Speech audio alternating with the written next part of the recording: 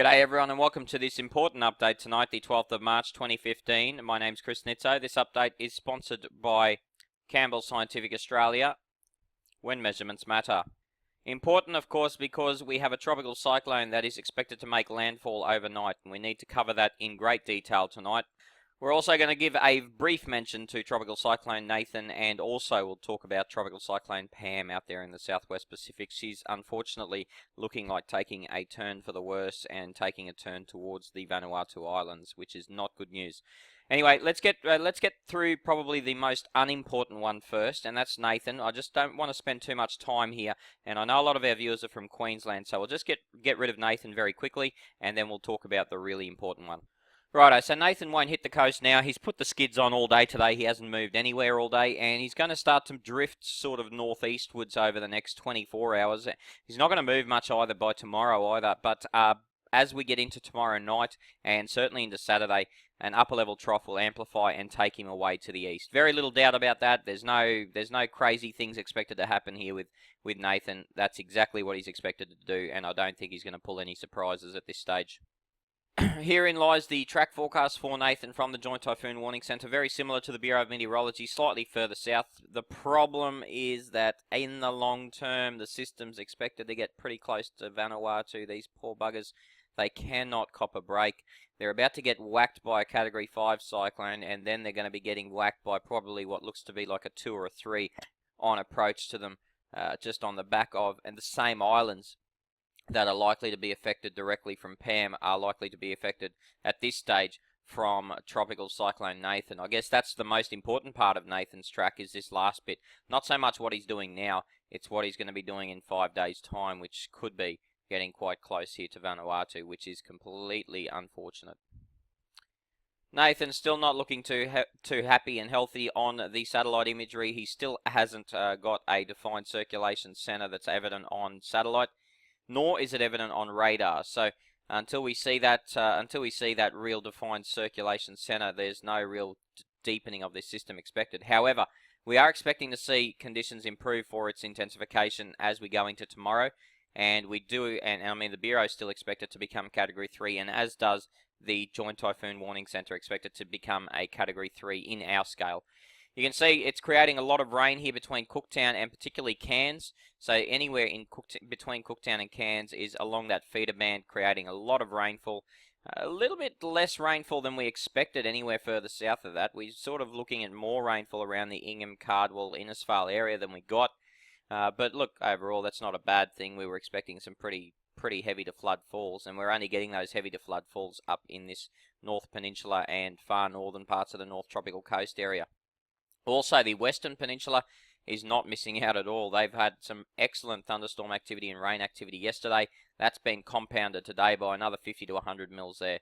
But Cooktown, we could be seeing falls of 200 to 300 millimetres by 9 o'clock tomorrow morning. There's no end in sight for these guys. They are right under that feeder band, and as long as that cyclone remains almost stationary in this area, they're just going to stay in that feeder band.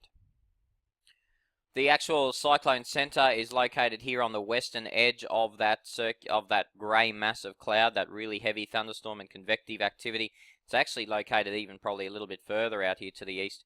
So what we can see there definitely is the amount of vertical wind shear impacting on the system and tracking all that thunderstorm activity away to the west.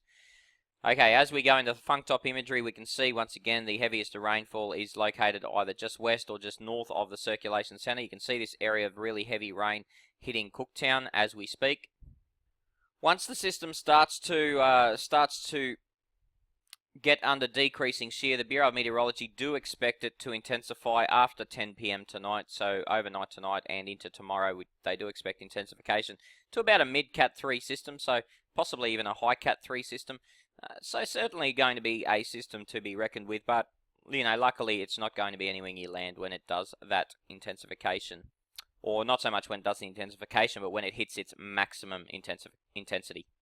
A lot of people asking us about whether it's going to come back. Look, to be honest, we haven't looked that far ahead, and to be honest, there's more important things to talk about. But overall, the computer models are saying absolutely no chance of it coming back. Once again, the big issue for us, I think, and for everyone that needs to be worried about is what it's going to do out here in Vanuatu. And fairly similar stuff here from the CMC computer model. No chance any of showing of any recurve back towards Queensland. Alright folks, that's where I want to leave that. I don't want to talk about Nathan anymore. He's wasted enough airtime for tonight when we've got more important things to talk about. Tropical Cyclone Olwyn. Severe Tropical Cyclone Olwyn has just been upgraded to Category 3 by the Bureau of Meteorology. That means it now has a severe and very destructive core. It is expected to pass very, very close to Exmouth. There is a certain possibility here of it tracking even a little bit closer to Onslow. Barrow Island is currently in the destructive force winds, or the edge of the destructive force winds. They will be too for another hour, or another couple of hours, as the system tracks to the south-southwest before things start to ease up there on Barrow. So yeah, they're probably experiencing the worst of the conditions right now. The Joint Typhoon Warning Centre track puts it exactly in the same spot there, just to the east or just over the top of Exmouth as a 75 knot system, which is a solid Cat 3 on our scale. Okay, where Olwyn is located right now, we can see that to the west of it is a lot of dry air. Now that dry air is trying to get into the circulation. It's not going to have time to do it. Had the system tracked out here further to the west, earlier today it was starting to track in a more southwest motion. If you watched for our subscribers, if you watched our lunchtime update, I was mentioning to you that it was tracking in this southwest motion. If it kept tracking in that southwest motion, it would push offshore here, and it would have been really affected by this dry air and would have died out before actually really making an impact on land. So because it hasn't continued that southwest track and it's now drifting much more to the south or south-southwest, the system will make landfall now before this dry air has enough time to wrap around and claw its way into the center of circulation. Obviously, when we get dry air into the center of circulation, it kills off the thunderstorm activity, and without that thunderstorm activity, we don't have the intensity available, both in terms of the updraft intensity and therefore also the horizontal intensity, the wind coming in on a horizontal plane towards the center of the system. The steering flow. Now this is something else we talked about earlier today in the subscriber videos. That has actually intensified. The steering flow is now at 10 to 15 knots and there's no counterflow. So we are looking at 10 to 15 knot steering flow. So the system will move at around about 20 to 25, maybe even 30 kilometers an hour, but I'd say 20 to 25 kilometers an hour from here until landfall. And you can see there's the system. And the steering flow, this is perfect here because you've got one of these arrows that shows the exact steering flow. So I might do a slight little west jink there just as it hits the coast initially. But really, folks, it's all the way into the coast at this stage around the Northwest Cape region. This is the last visible image we had of the region before the lights went out. Visible images can only be taken during the day, and we can see the eye of Tropical Cyclone Olwyn right there. Now, if we take a look at that and what it looks like on radar imagery, we can see just in the last few frames the radar is showing that eye out beautifully here. We can see very, very tight little eye developed in the system there. We've got a good eye wall, like a very strong eye wall, good banding here to the south. Remember, of course, as I've kept telling you now for a few days, the southern half of the system packs the greatest punch, and particularly the southeastern quadrant of the system. So that's where the eye is. That portion from south to east of that eye is the area that packs the greatest punch. This brilliant radar imagery, by the way, is courtesy of weatherzone.com.au. Now, you can see what I said about Barrow Island. They've probably copped the worst of it, or they're copping the worst of it right now. The eye of the cyclone is tracking away from Barrow now. It's not going to get any closer to Barrow. It's actually going to start moving away. So, folks, if you've survived it so far, you're going to survive the rest of it. The issue becomes here around Exmouth. Things are going to deteriorate very, very quickly. Exmouth, Learmont, those areas here are going to deteriorate fairly fast as we get into that eye wall. Now, it is tracking at a great rate of knots. It has really, not only has it intensified, but it has really increased its forward motion speed. So not only do we have the actual intensity of the winds around the system, we've also got to contend with the forward motion speed of the system, which adds to those winds. Now, it mightn't add too much. It might only add 20 or 30 Ks, but that's 20 or 30 Ks on top of, say, 150, 160. So you're looking at max gusts to 180 or 190 if you're in that southern quadrant, or the southern quadrants. There's no real threat of Onslow actually getting the eye wall here. However, things can suddenly change. But as I mentioned to you, the steering flow in this system does suggest that it's going to do a little bit of a westward jink just before it hits the coast here, and therefore I would assume that Onslow would be outside of the eye wall, which would be the very destructive core. So they might get the destructive winds that Barrow got, or the edge of the destructive winds that Barrow got, but I just can't see them actually being involved in the central core of the system. Exmouth, on the other hand, I don't see too many ways you can miss this unless it starts to track west-southwest from that position. So folks, Barrow Island today, the observations have come in, and we can see here that it's around about, if I just scroll across here so we can see what we're looking at, it was around about the 5 to 5:30 p.m. WA time. You copped the worst of it at around about 100 kilometres an hour, or just under, in sustained winds. So you've had a pretty rough trot of this, anywhere from around about 1:30 p.m. this afternoon, and you're still at this stage when I'm creating this update. The last one that's come through is 6:30 p.m. So we've had a maximum wind gust there at Barrow of 124 kilometres an hour, minimum central pressure there of about 995 hectopascals, or 994 hectopascals. You can see that the pressure is slowly rising, very, very slowly rising, and that is because of the diurnal pump, which is just a cycle that we see both at night at about 10 p.m. and in the morning at about 10 a.m. We tend to see pressure at its highest, but also because the eye is now just starting to drift away from Barrow Island. The other thing you can see here, we started with east-northeasterlies, then we've gone to northeasterlies, and now we're at north-northeasterlies. So that means that the eye is either directly west of you now, or slightly to the west-southwest of you. So as I said, folks, if you've got through so far on Barrow, you're going to get through the rest of it. Onslow getting up there to close to 100 kilometres an hour, and it's been doing that now since about 3 o'clock. So we've had wind gusts up there in the 80s and 90s throughout the afternoon, with sustained wind speeds of gale force or slightly greater.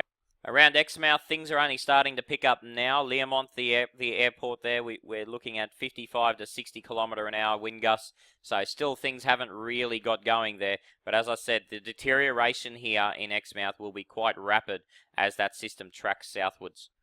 If we take a look at the high-res version of the ECMWF model, we can see here around about 8 p.m. WA time, things are starting to get pretty hectic to the east of Exmouth.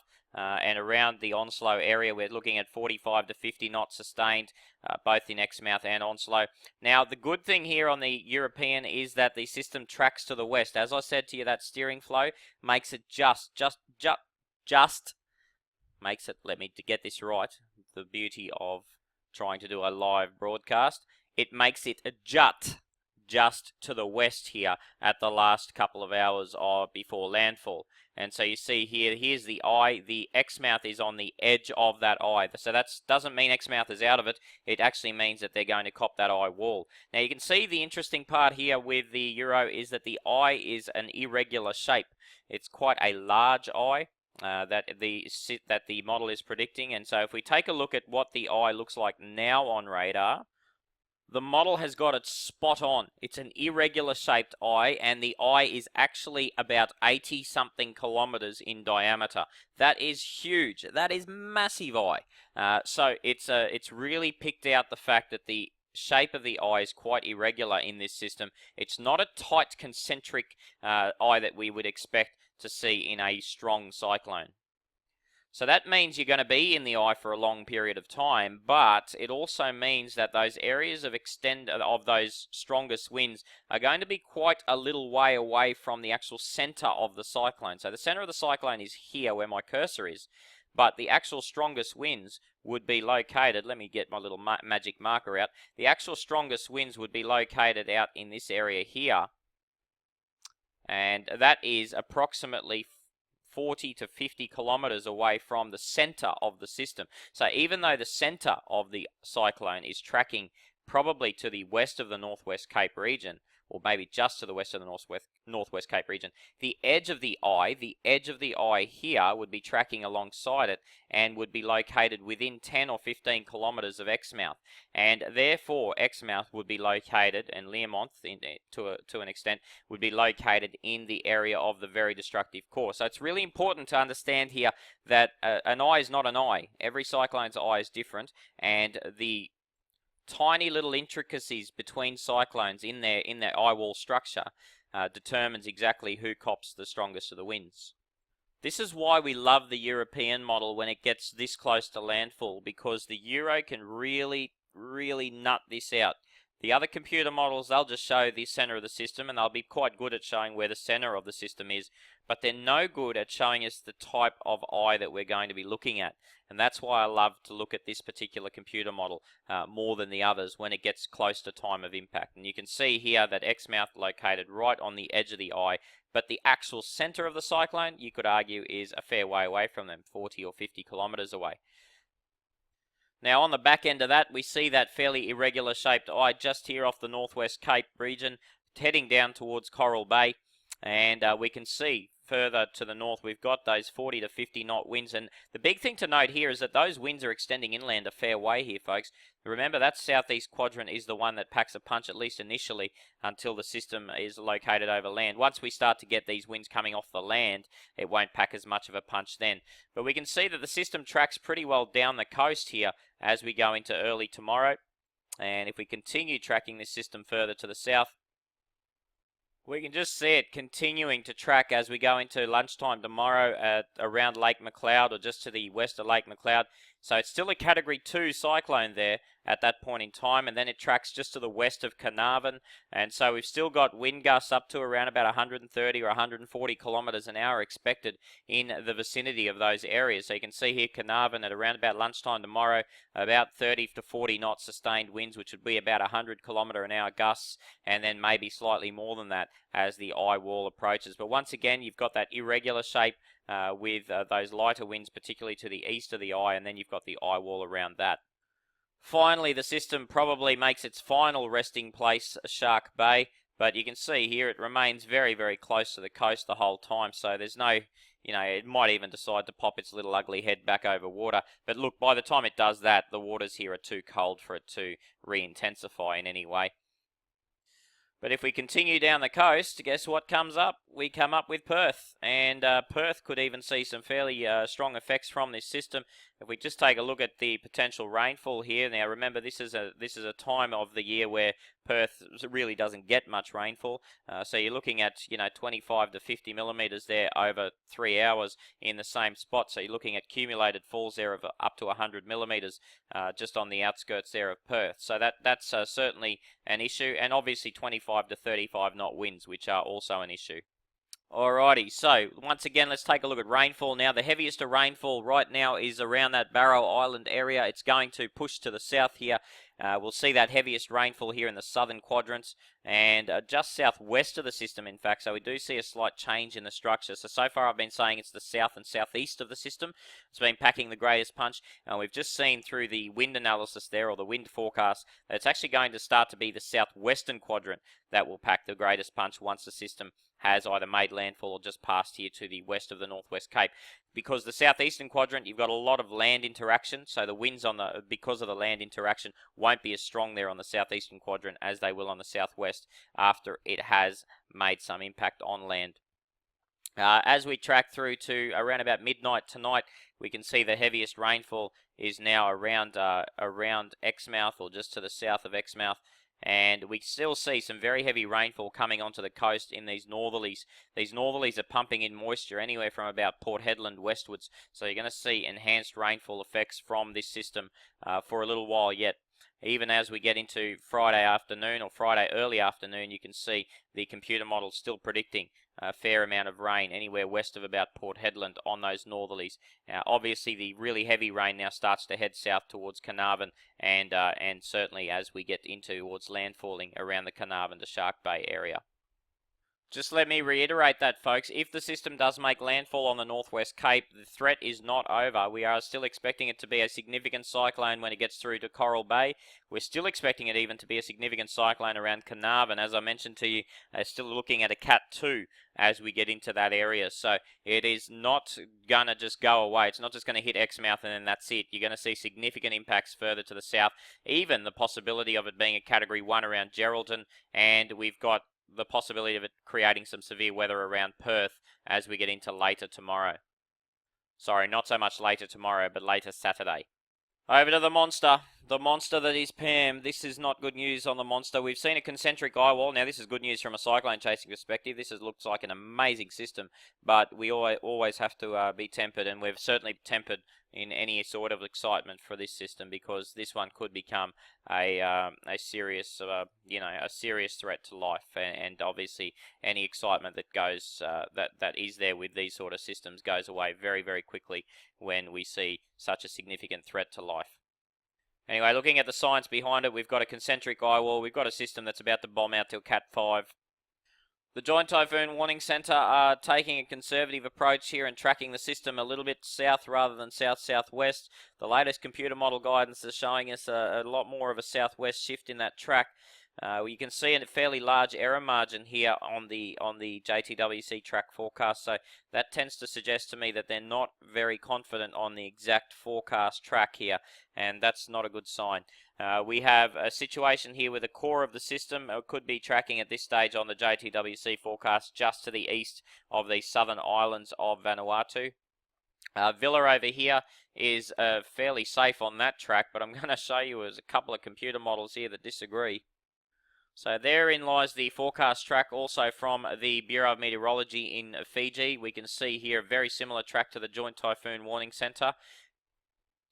But that supposes that the system will track southwards from here and not south-southwestwards. And the south-southwest shift is still a distinct possibility. This is the worst possible scenario forecast from the European ensemble, and we can see here the Euro ensemble over the next 24 hours pushes the system in a south-southwest direction and continues to do so for an extended period of time, smack bang over the top of Villa.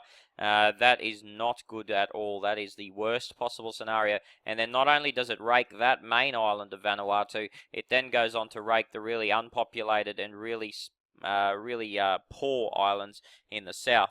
So these islands in the south have very little infrastructure to cope with any sort of Cat 5 like this. So the good news is that the Euro is probably a western outlier. So it is suggesting a track slightly more westerly than the others.